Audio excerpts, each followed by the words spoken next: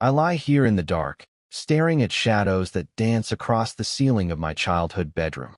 The house breathes around me with familiar sounds, the settling of old wood, the distant hum of the refrigerator downstairs, my father's gentle snoring from down the hall. Everything exactly as I remember it, as if the years between 17 and 34 were nothing more than a long dream. The photograph catches what little moonlight filters through the gauze curtains. Marcus and I, frozen at 16 in that perfect moment before everything became complicated. We're sprawled in the summer grass behind his house, shirts discarded somewhere beyond the frame, our skin golden and careless. His arm is thrown across my chest, both of us laughing at something I can no longer remember.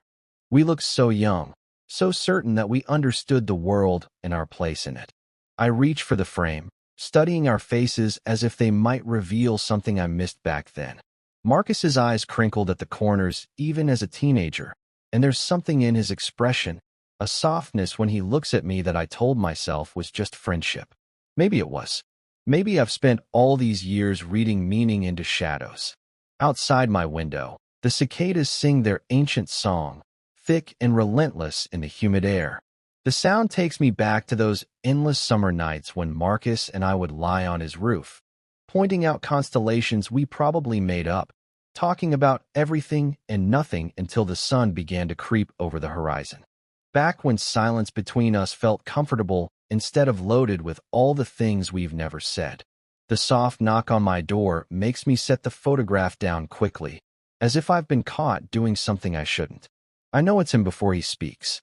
Some part of me has been waiting for this moment since I arrived 2 days ago for my parents' anniversary, sensing the pull between us that feels both familiar and completely changed. Marcus appears in the doorway, a silhouette broader than the boy in the photograph. Time has filled him out, given him the shoulders of a man who works with his hands, but I can still see the teenager in the way he hesitates at the threshold. He says he can't sleep, that the guest room feels too empty, too quiet. His voice carries that same low rumble it's always had, but there's something underneath it now, a vulnerability that makes my chest tighten. He jokes about the old days, about sharing beds at summer camp without thinking twice about it. The words hang in the air between us, innocent on the surface but weighted with implication.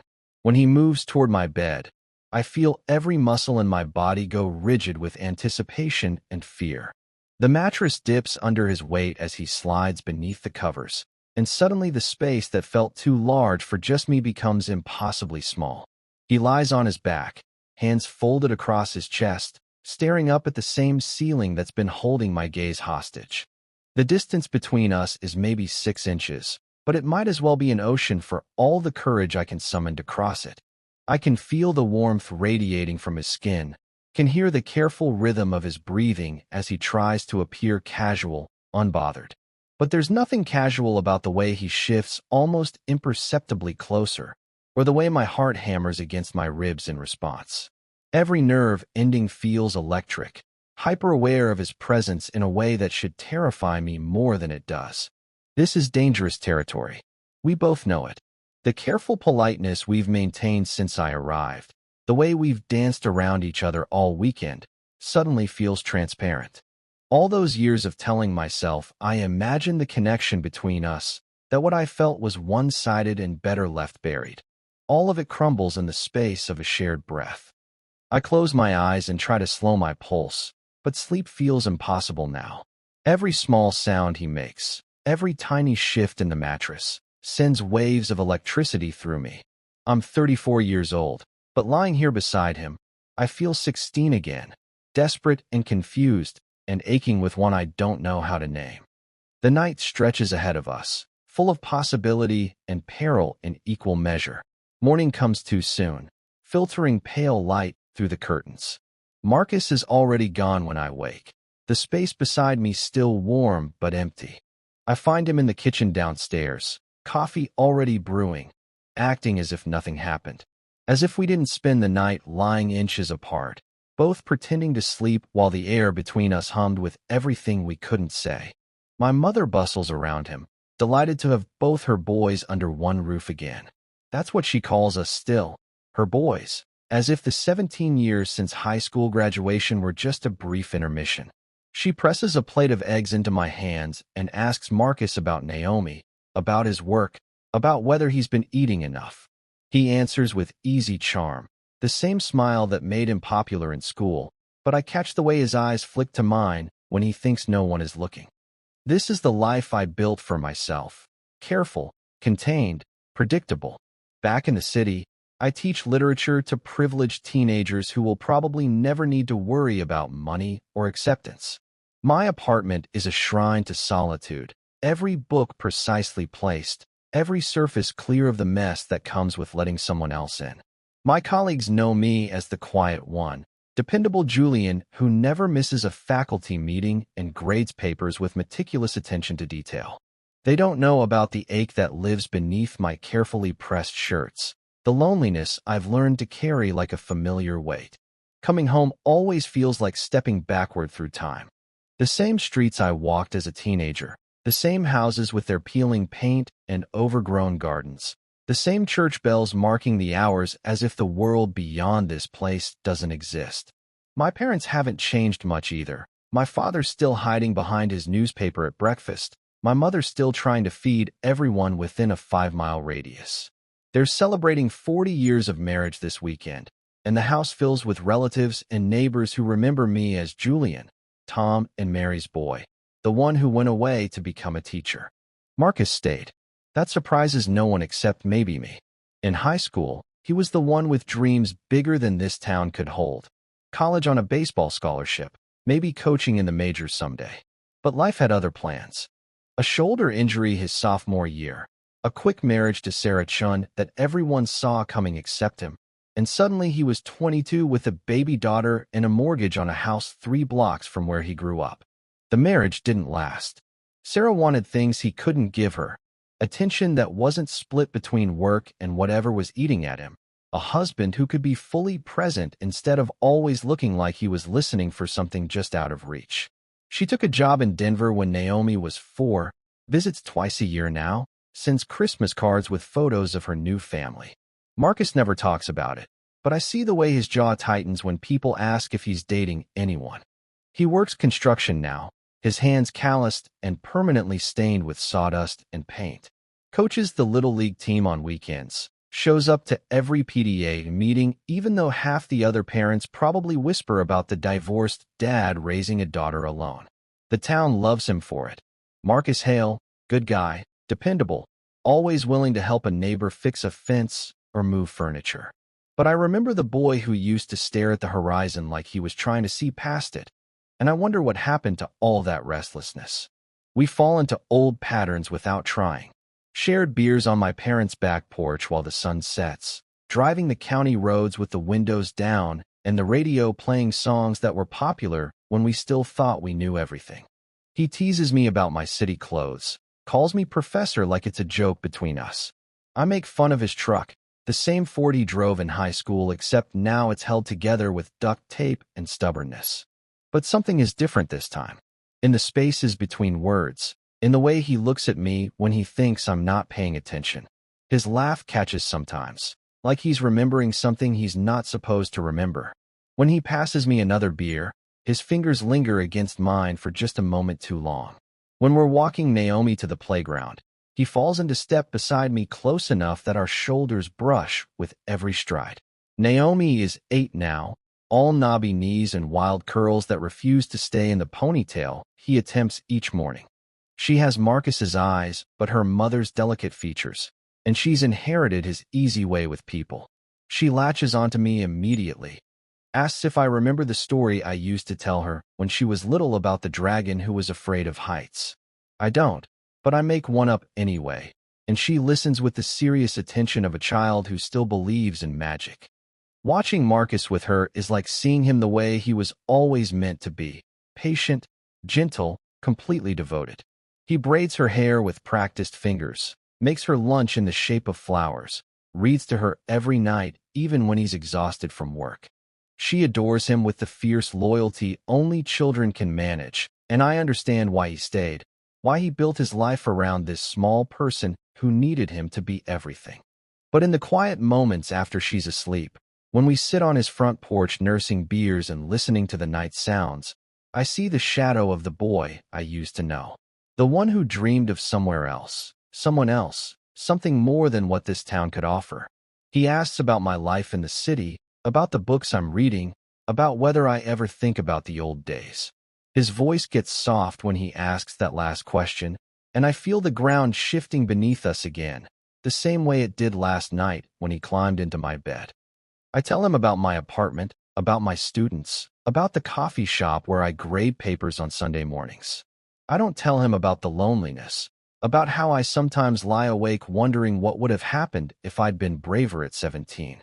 I don't tell him that coming home feels like pressing on a bruise that never quite healed. Instead, we talk around the edges of things, the way we always have. But now the silence feels charged, dangerous. Now when he looks at me, I see something I recognize in his eyes, the same longing I've been carrying for half my life, carefully hidden but impossible to ignore. The invitation comes on Thursday evening, casual as breathing. Marcus mentions that Naomi is sleeping over at her friend's house, and wouldn't it be nice if I stayed at his place instead of driving back to my parents so late? He says it like an afterthought, but there's something deliberate in the way he doesn't quite meet my eyes when he asks. I should say no. Every rational part of me knows this is dangerous territory, that spending a night alone with him will only make leaving harder. But I hear myself agreeing before I can think it through, and the relief on his face makes my chest tighten in ways I'm not ready to examine. His house is smaller than I remember from the few times I visited after Naomi was born.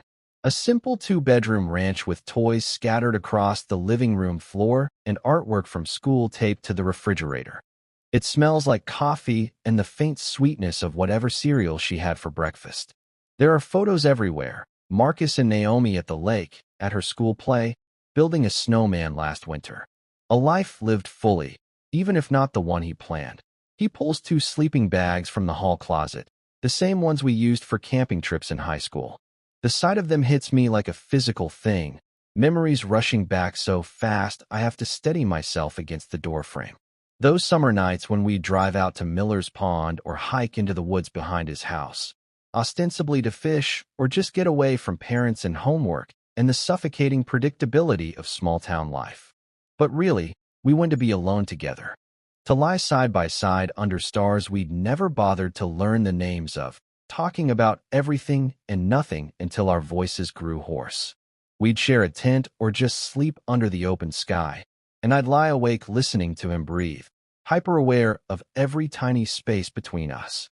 Marcus unrolls the sleeping bags on the living room floor with practiced ease, the same way he used to set up our campsite. He's opened a couple of beers, and the golden light from the table lamp makes him look younger somehow, closer to the boy I remember. We settle onto the makeshift bed, and for a moment it feels like we're 17 again, like all the years between then and now were just a strange dream. The beer loosens something in both of us. We talk about people from high school, where they ended up, who got married, who moved away. Marcus tells me about coaching Naomi's team, about how she has his competitive streak but her mother's grace. I tell him about my students, about the ones who remind me of us at that age, restless and full of questions they don't know how to ask. As the night deepens, our conversation turns to those camping trips. Marcus brings them up first, his voice getting softer as he talks about how free he felt out there, away from expectations and the weight of other people's assumptions. He says he's been thinking about those nights a lot lately, especially since I came home. There's something in his tone that makes me look at him more closely. He's staring at the ceiling, jaw working like he's chewing on words he's not sure he should say. When he finally speaks again, his voice is barely above a whisper. He tells me about the last camping trip we took, the summer before senior year. How we'd stayed up later than usual, talking about college, about what would happen when we went our separate ways. How at some point in the night, I'd rolled closer to him in my sleep, and he'd woken up with my head on his shoulder, my breath warm against his neck. I remember that night now, the way I woke up tangled against him and jerked away so fast I nearly fell out of the sleeping bag. How we'd both pretended it never happened, but something shifted between us after that. A new awareness that made every casual touch feel charged with possibility. Marcus says he lay there for hours that night, afraid to move, afraid to wake me, afraid of what it meant that he didn't want me to move away. He says he spent years wondering what would have happened if he'd been braver, if he'd found the courage to say something, anything, about what was building between us. His confession hangs in the air like smoke, impossible to take back. I can feel my heart hammering against my ribs, can taste the beer on my tongue, and smell the familiar scent of his shampoo. Everything about this moment feels inevitable and terrifying in equal measure. He turns to look at me then, and there's something raw in his expression, vulnerable in a way that makes me want to reach out and touch his face.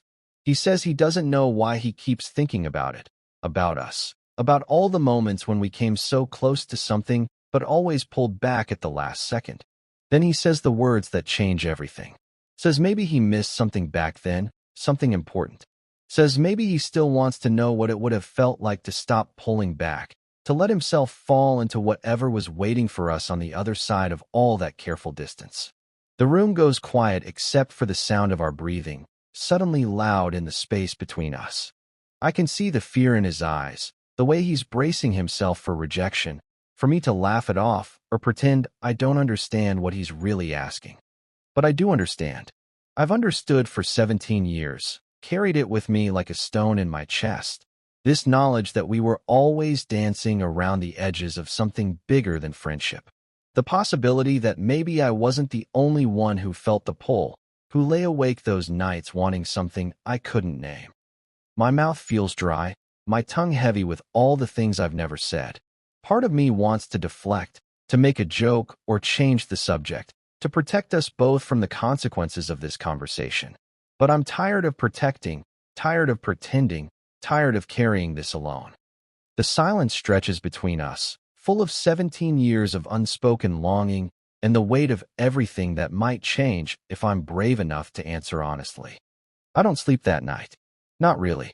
I lie there in the dark long after Marcus's breathing has evened out, replaying his words until they lose all meaning and become just sound, just the memory of his voice cracking slightly when he said he still wants to know what it would have felt like. The confession sits between us like a living thing, changing the very air we breathe. Every small sound he makes in his sleep, the way he shifts closer, the soft sigh when he settles, sends electricity through my nervous system. I'm hyper-aware of everything. The 6 inches of space between our sleeping bags, the warmth radiating from his body, the way his hand has fallen open near my shoulder as if reaching for something in dreams he won't admit to in daylight. By morning, I've convinced myself I imagined it all, that the beer and the nostalgia and the peculiar intimacy of being alone in his house made me hear things that weren't there. But when Marcus wakes, when our eyes meet in the pale dawn light filtering through his living room windows, I know it was real. There's something different in his gaze, vulnerable and expectant, like he's waiting to see which version of myself I'll choose to be today. He makes coffee without asking how I take it, remembering that I drink it black, no sugar. Such a small thing, but it hits me harder than it should. The realization that he's been paying attention all these years, storing away pieces of who I am even when we barely spoke. He hands me the mug and his fingers brush mine, and neither of us pulls away immediately. The contact lasts maybe 3 seconds longer than necessary, but those 3 seconds feel like stepping off a cliff. Everything changes after that, not in grand gestures or dramatic declarations, but in the tiny spaces between words, in glances that linger a heartbeat too long, in the way we start finding excuses to be near each other. When I help him clear breakfast dishes, he reaches around me for the coffee pot, and his chest brushes against my back. When we're sitting on his porch later, he scoots his chair closer, close enough that our knees almost touch. The days blur together in a haze of careful choreography. Marcus asks if I want to come with him to pick up Naomi from her sleepover, and I say yes before thinking about what it might look like, the two of us showing up together like we're something we're not, like we're trying to be. But Naomi just chatters excitedly about her friend's new kitten and whether we can stop for ice cream on the way home, and I realize I'm overthinking everything. We go for coffee in the morning while Naomi's at day camp, sitting across from each other in the corner booth at Murphy's Diner where we used to go after school. The same red vinyl seats, the same laminated menus with pictures of food that never quite matches what arrives. But we're different now. Older, more careful with our words, hyper-aware of Mrs. Henderson from the post office to booths over who's probably cataloging every detail to share with her bridge club. Marcus tells me about his work, about the house he's renovating on Elm Street, about how satisfying it is to see something broken become whole again under his hands. There's poetry in the way he talks about construction, about foundation and structure, and the importance of getting the basics right before you can build anything that will last. I wonder if he knows he's talking about more than houses, if he can hear the metaphor in his own words. He asks about my teaching, really asks, not just polite conversation, but genuine curiosity about what I love about it, what challenges me. I find myself telling him about the kids who remind me of us at that age, smart but restless, hungry for something they can't quite name. About the boy in my third period who writes poetry in the margins of his essays. How I leave encouraging notes in red ink, because I remember what it felt like to have words burning inside you with no safe place to let them out. Marcus listens with his whole body, leaning forward, nodding at the right moments, asking questions that show he's really hearing me. It's been so long since anyone paid attention to me like this, since anyone seemed genuinely interested in the person I am beyond my job title or social function. The feeling is intoxicating and terrifying in equal measure. After coffee, we walk to the park where Naomi's camp meets for pickup. The summer heat has settled heavy over everything, making the air shimmer with possibility and threat. Marcus walks close enough that our hands brush occasionally, and each time it happens, I feel that same electric jolt from the morning coffee incident. By the third time, I start to suspect it's not accidental. Naomi runs to us across the playground, all excitement and grass stains and stories about the relay race she won. She takes my hand without thinking, chattering about her day, and suddenly we're walking back to Marcus's truck looking like exactly what we're not, a family. The thought should scare me, but instead it settles into my chest like something I've been missing without knowing it. That evening, after Naomi's in bed, Marcus opens a bottle of wine instead of beer. Something about the gesture feels significant, more adult, more intentional. We sit on his couch watching a movie neither of us is really paying attention to, the space between us shrinking imperceptibly as the night wears on. Halfway through the second act, Marcus starts talking. Tells me things I don't think he's ever told anyone. About how lonely he gets sometimes, especially late at night when Naomi's asleep and the house feels too quiet. About how he loves being her father, but sometimes wonders who he might have been if he'd made different choices. About how strange it feels to be 34 and still not sure he knows himself, still not sure he's living the life he was meant for. His voice gets softer as he talks, and I find myself leaning closer to catch every word. There's something hypnotic about his honesty, the way he's peeling back layers I didn't even know were there. He talks about his marriage, about how he tried to be the husband Sarah needed, but always felt like he was performing a role that didn't quite fit. About the relief he felt when it ended, even though he knew he should have been devastated. Then he looks at me directly, and there's something in his expression that makes my breath catch. He says he sometimes feels like he's been wearing a mask his whole life, playing the part everyone expected him to play. The good son, the devoted husband, the responsible father. He says the only time he ever felt like himself, really himself, was during those long nights we spent talking when we were kids. The words hit me like a physical thing, recognition so sharp it almost hurts. Because I know exactly what he means. I've spent 17 years being the Julian everyone expected, responsible, quiet, uncomplicated. The teacher who shows up early and stays late, who never causes problems or asks for too much attention. The son who calls his parents every Sunday and sends cards on birthdays and never, ever mentions that his life feels like a carefully constructed lie. But sitting here in Marcus's living room, wine making everything softer around the edges, I remember what it felt like to be seen. Really seen, not just the version of myself I've learned to present to the world. For the first time in years, I feel like I might be real. Marcus reaches over and touches my hand, just his fingertips against my knuckles, but the contact sends heat racing up my arm.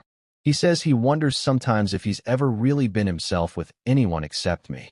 If maybe that's why he can't stop thinking about those nights when we were kids, why coming home feels different this time. I should pull my hand away. Should make some excuse about getting back to my parents' house, about needing sleep, about how tomorrow is another day and we both need to be careful about the lines we're crossing. But his touch feels like coming home to something I didn't know I'd lost. And for once in my carefully ordered life, I don't want to be the one who stops us from falling. We fall asleep on his couch sometime after midnight, the wine bottle empty between us and the television casting blue shadows across the room. The movie ended hours ago, but neither of us moved to turn it off, too caught up in the conversation that had spiraled into territory we'd never dared explore before. His hand is still touching mine when sleep finally claims us, our fingers barely connected but somehow anchored to each other across the small space of the cushions. I wake to warmth and the sound of rain against the windows. At first, I'm disoriented, not sure where I am or why my neck aches from sleeping at an odd angle. Then awareness floods back in waves. Marcus's living room, the empty wine bottle on the coffee table, the conversation that changed everything between us. But something is different now, something that makes my breath catch in my throat. His arm is draped across me, heavy and sure, like he's been holding me in his sleep. Not the accidental brush of unconscious movement, but deliberate, possessive, like his body knows something his waking mind hasn't admitted yet. His face is turned toward me, close enough that I can feel his breath against my collarbone, can smell the faint scent of his shampoo mixed with the wine we shared hours ago. For a moment, I lie perfectly still, afraid that any movement will break whatever spell has settled over us.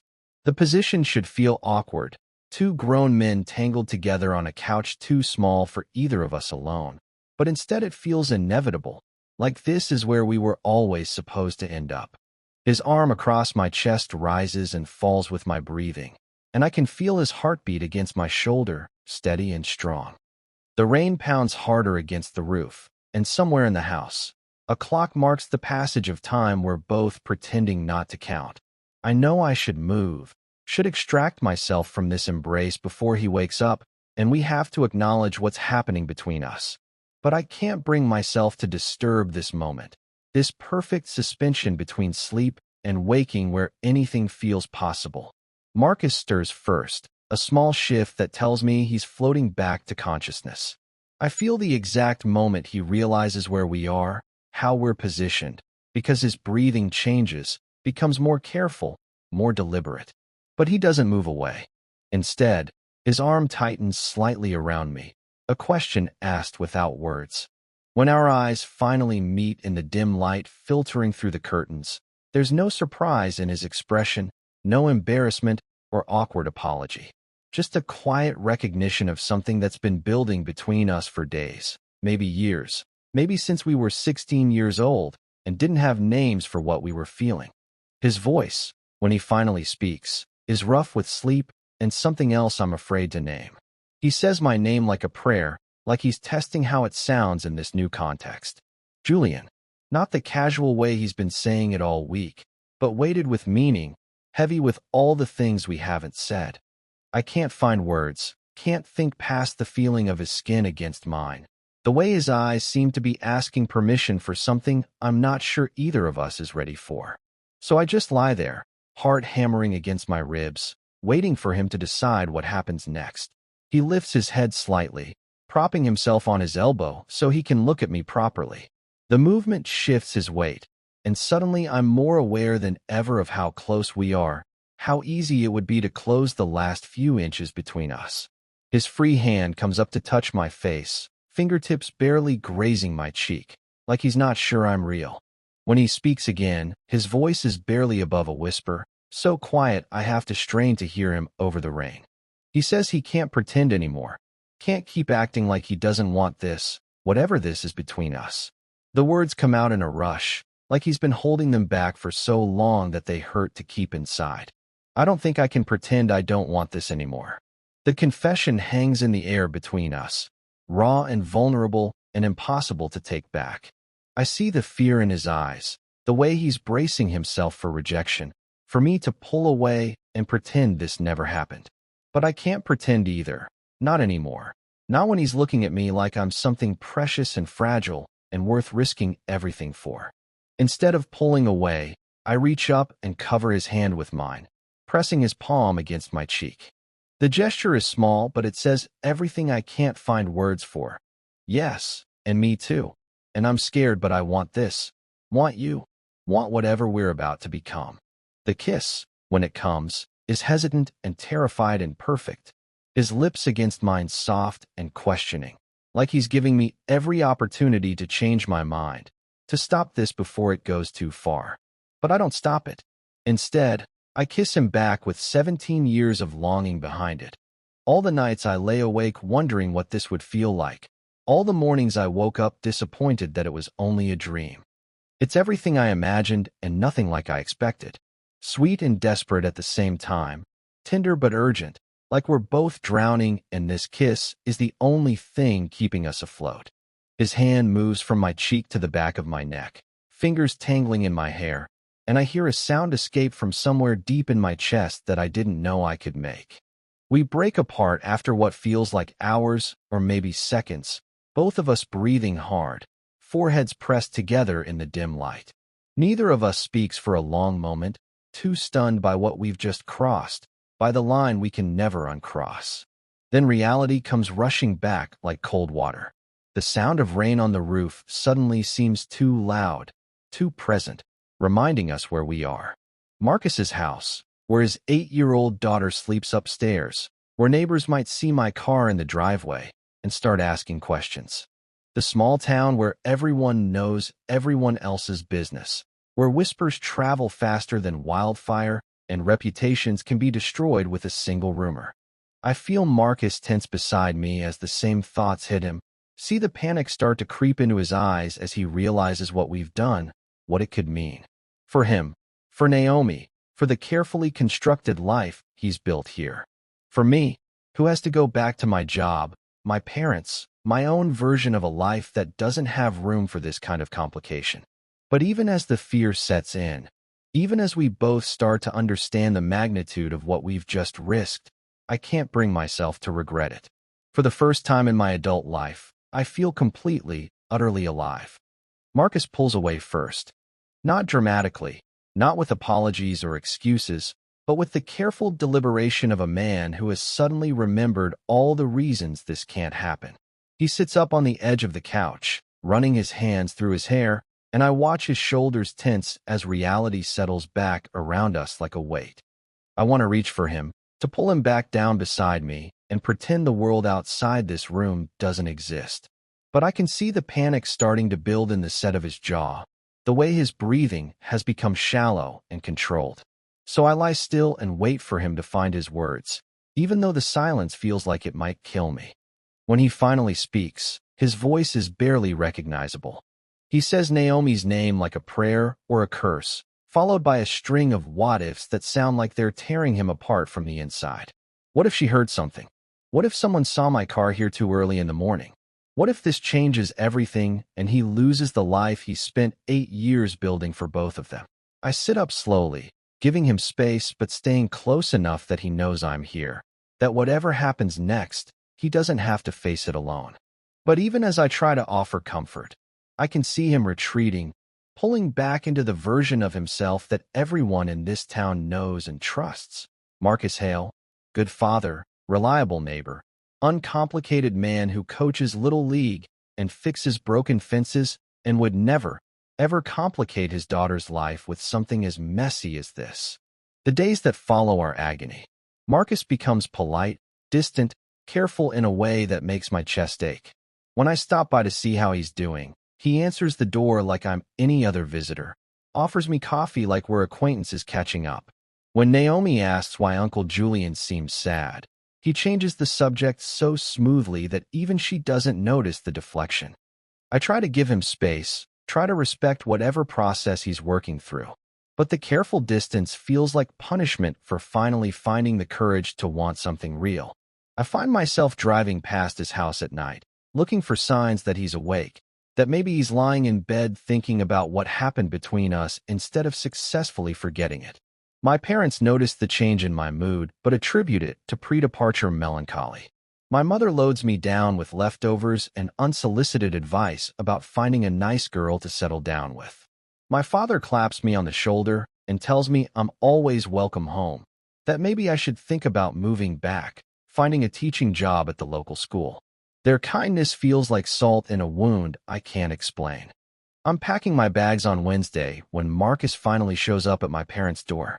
My mother lets him in with the easy familiarity of someone who's known him since he was 10 years old, calls up the stairs that Marcus is here to see me. When I come down, he's standing in the living room looking like he hasn't slept in days. He asks if we can take a walk, just the two of us. There's something in his voice that makes me grab my jacket without questioning, something that sounds like a man who's been having a conversation with himself for days and finally reached some kind of conclusion. We walk to the old railroad tracks behind the school, the same path we used to take when we needed to escape the suffocation of family dinners and homework and everyone else's expectations. The rails are rusted now, weeds growing up between the ties, but the sight of them takes me back to 17, to the last time everything felt this uncertain and full of possibility. Marcus sits down on the embankment, and I settle beside him, close enough to touch but careful not to. We sit in silence for a long time, watching clouds move across the sky, listening to the distant sound of someone mowing their lawn. Finally, he starts talking. He tells me about the sleepless nights since Sunday morning, about lying awake staring at the ceiling while his mind ran through every possible scenario, about how he keeps thinking about Naomi, about what it would mean for her if people started talking, if his reputation in this town got complicated, about the custody arrangements with Sarah, about how everything could change if someone decided he wasn't the stable, reliable father everyone believes him to be. But then his voice gets quieter, more uncertain. He says he also keeps thinking about how it felt to wake up with me in his arms, how right it seemed despite everything he's been taught to believe about himself, about how he spent his whole adult life feeling like he was performing a role that didn't quite fit, and for the first time in 34 years, he felt like he might know who he actually is. He turns to look at me then, and there's so much pain in his expression that it takes everything I have not to reach for him.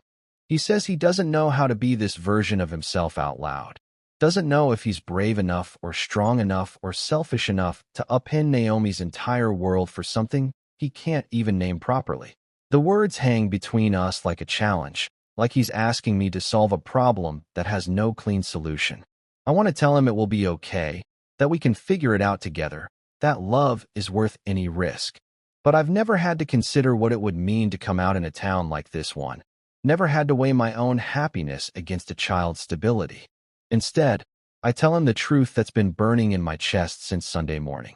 I say I can't go back to pretending, can't spend the rest of my life wondering what would have happened if we'd been braver. That I understand his fear, understand everything he has to lose, but I also know what it's cost me to live half a life for 17 years.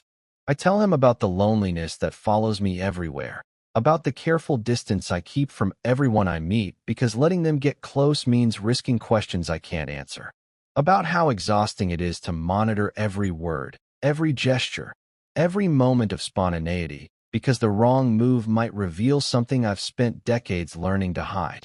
My voice breaks when I tell him that waking up in his arms was the first time I've ever felt like I belonged somewhere, like I was exactly where I was supposed to be. That going back to my apartment, to my carefully ordered life, to pretending I don't know what it feels like to be seen and wanted and maybe even loved, the thought of it makes me feel like I'm suffocating. Marcus listens without interrupting, his hands clenched in his lap, jaw working like he's physically holding back words. When I finish talking, he's quiet for so long I start to think I've said too much, pushed too hard, asked for more than he can give. But then he reaches for my hand, threading our fingers together like he did that night on his couch. His touch is warm and sure, and it sends the same electric current through me that it did before, the same recognition of something that feels inevitable despite everything standing in our way. He says he's scared of hurting Naomi, scared of losing the respect of people he's known his whole life, scared of discovering that he's not strong enough to be who he thinks he might be. But he's also scared of spending the rest of his life wondering, of teaching his daughter that love is something you hide instead of something you fight for. The choice isn't clean, isn't easy. There's no guarantee that being honest won't cost him everything he's worked to build. But sitting there on the railroad tracks where we used to dream about who we might become, both of us finally understand that the cost of silence has already been too high. The morning I'm supposed to leave, I find myself standing in Marcus's kitchen at 7 a.m., watching him make coffee with the same careful precision he brings to everything else. Naomi sits at the table working on a coloring book, her tongue poking out in concentration as she tries to keep the purple crayon inside the lines of what appears to be a dragon. She looks up when I walk in and grins, gap-toothed and unself-conscious. She asks if I'm really going back to the city today, and when I nod, she makes a face like she's tasted something sour. She says she wishes I could stay longer, that maybe I could teach at her school instead of the fancy one with the mean kids who probably don't appreciate stories about dragons who are afraid of heights. Marcus sets a cup of coffee in front of me without asking how I take it, and our fingers brush when I reach for the handle. The contact is brief but deliberate, a quiet acknowledgement of everything that's changed between us. He doesn't pull away immediately, and neither do I. There are no declarations this morning, no dramatic promises or grand gestures. Instead, there's something softer, more sustainable. The way Marcus looks at me when Naomi isn't watching, like he's memorizing my face. The way he stands close enough when we're washing dishes that I can feel the warmth radiating from his skin. The way he says my name when he walks me to the door, like he's testing how it sounds in this new context we're still learning to navigate. On the counter, 2 coffee cups sit side by side, their handles touching in a way that feels symbolic of something I can't quite name. The sight of them there, ordinary and perfect, makes my chest tighten with a hope I'm still afraid to examine too closely. The goodbye at his door is quiet, unfinished. We stand there for a moment that stretches longer than it should, both of us aware that Naomi might appear at any second, but unwilling to step away from each other. Marcus reaches up and touches my face, just fingertips against my cheek, so gentle it almost undoes me completely. He doesn't say he loves me, doesn't make promises about what comes next or how we'll make this work across the distance between his life and mine. But he says my name again, soft and certain, and in that single word I hear everything we're both too scared and too hopeful to say out loud yet. I drive back to the city with the windows down, letting the summer air rush through the car like possibility. In my rearview mirror, the town grows smaller and smaller until it disappears entirely, but I don't feel the familiar relief of escape. Instead, I feel tethered to something real for the first time in my adult life, connected to a future I can almost see but not quite touch. Back in my apartment, I unpack slowly, deliberately. Each item finds its place in the careful order I've maintained for years, but something fundamental has shifted. The space feels different now, not like a fortress against the world, but like a way station, a place to rest between chapters of a story that's finally ready to continue. I take the old photograph of Marcus and me from my suitcase and set it on the bookshelf in the living room, not hidden this time, but in plain view where the afternoon light catches it just right. We look so young in that captured moment, so unaware of the years it would take us to find our way back to each other. But there's something in our expressions, in the way we're looking at each other instead of the camera, that suggests we always knew, even then, that this was inevitable. That night, I lie in bed staring at the ceiling, but for the first time and longer than I can remember, the darkness doesn't feel empty. Instead, it feels full of possibility, charged with the memory of Marcus's hand in mine and the sound of his voice saying my name like a promise he's not quite ready to make, but can't help but mean. My phone buzzes on the nightstand, and when I reach for it, I see his name on the screen. The message is simple, just 3 words that somehow contain everything we're both learning to believe might be possible. Sleep well, Julian. I type back quickly before I can second-guess myself. You too, Marcus. The exchange is small, ordinary even, But lying there in the dark with my phone warm in my hand, I feel the weight of what we've begun settling around me like a blanket. Not the suffocating weight of secrets or shame, but something lighter, more hopeful. The weight of being known, of being seen, of belonging somewhere that isn't defined by the careful distances I've spent decades maintaining. For the first time in my carefully ordered life, I fall asleep not alone in the darkness, but held by the possibility of everything we might still become.